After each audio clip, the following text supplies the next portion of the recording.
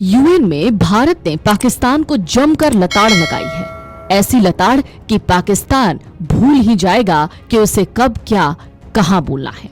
संयुक्त राष्ट्र में भारत ने आतंकवाद के मुद्दे पर सख्त रुख दिखाया। पाकिस्तान को कड़ा संदेश देते हुए यूएन में भारतीय प्रतिनिधि हरीश परवर्थनेनी ने कहा कि भारत दशकों से सीमा पार आतंकवाद का शिकार रहा है। आतंकवाद की वजह से हमारे लोगों को जान गंवानी पड़ी है। इससे भारत का एक रुख बना कि आतंकवाद को किसी भी कीमत पर बर्दाश्त नहीं किया जाना चाहिए। आतंकवाद के हर रूप की निंदा की जानी चाहिए। भारत ने एफएटीएफ को भी मजबूती से लागू करने पर जोर दिया। संयुक्त राष्ट्र में भारत के स्थायी प्रतिनिधि परवर्थनेनी हरीश ने United Nations global counter terrorism strategy के 9वें रिव्यू में बात रखी। उन्होंने कहा, भारत ने 2006 में comprehensive convention on international terrorism को अपनाने की मांग की थी। ये आतंकवादियों और उनके स्पॉन्सर्स को सुरक्षित ठिकानों, फंड और हथियारों तक पहुंचने से रोकने के लिए जरूरी है।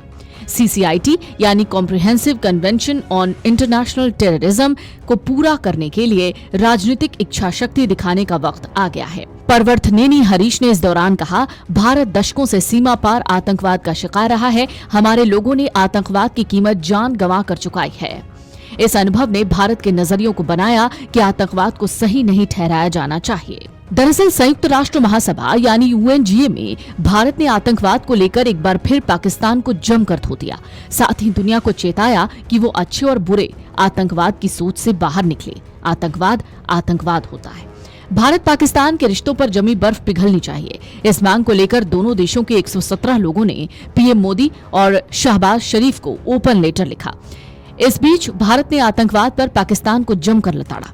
भारत लंबे समय से पड़ोसी देश पाकिस्तान प्रायोजित आतंकवाद से जूझ रहा है। इसी के मद्देनजर एक बार फिर संयुक्त राष्ट्र महासभा में भारत ने बेहद साफ शब्दों में दुनिया को संदेश दिया कि आतंकवाद का कोई रंग, धर्म या श्रेणी नहीं होती।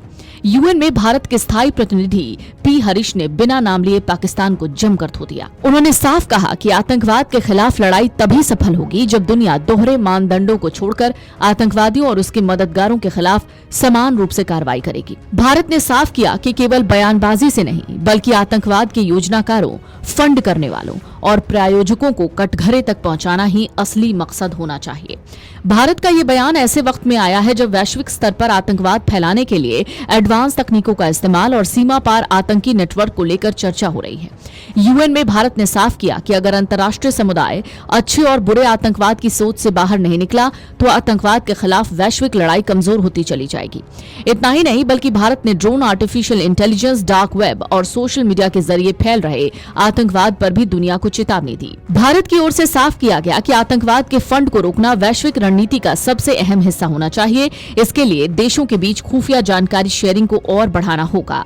भारत ने एफएटीएफ मानकों के प्रभावी पालन, वैश्विक सहयोग और साक्ष्य आधारित प्रतिबंध व्यवस्था की मांग की। प्रधानमंत्री नरेंद्र मोदी का संदेश दोहराते हुए भारत ने कहा कि कहीं भी आतंकवाद पूरी दुनिया की शांति के लिए खतरा है। आतंकवाद पर दुनिया की सबसे बड़ी कमजोरी क्या है? शायद ये कि आज भी कई देश इसे अपने राजनीतिक हितों के हिसाब से देखते हैं। कई आतंकवादी रणनीतिक संपत्ति बन जाते हैं तो कहीं उन्हें अच्छा और बुरा जैसी श्रेणियों में बांट दिया जाता है। भारत लंबे समय से इस सोच का विरोध करता रहा है। भारत ने अपने बयान के अंत में बेहद स्पष्ट संदेश दिया। पी हरीश ने कहा, आतंकवादी आतंकवादी ही होता है। आतंकवाद को किसी भी शिकायत या बहाने के आधार पर उचित नहीं ठहराया जा सकता। हमें मिलकर इस खूनी विचारधारा को जड़ से खत्म करना होगा। उन्होंने आगे कहा कि आतंकवाद के खिलाफ अंतर्राष्ट्रीय सहयोग की कमी के गंभीर परिणाम हो सकते हैं। उन्होंने कहा, प्रभावी लड़ाई तभी संभव होगी जब अच्छे और बुरे आतंकवादी का कोई भेद नहीं होगा। प्रतिबंध व्यवस्था पारदर्शी और साक्ष्य आधारित होगी और ढांचों और झूठी प्राथमिकताओं को खत्म किया जाएगा। Video desk amarujala.com। अगर आप ये वीडियो YouTube पर देख रहे हैं तो हमारे चैनल को सब्सक्राइब कर बेल आइकन दबाएं और Facebook पर देख रहे हैं तो हमारे पेज को लाइक करें।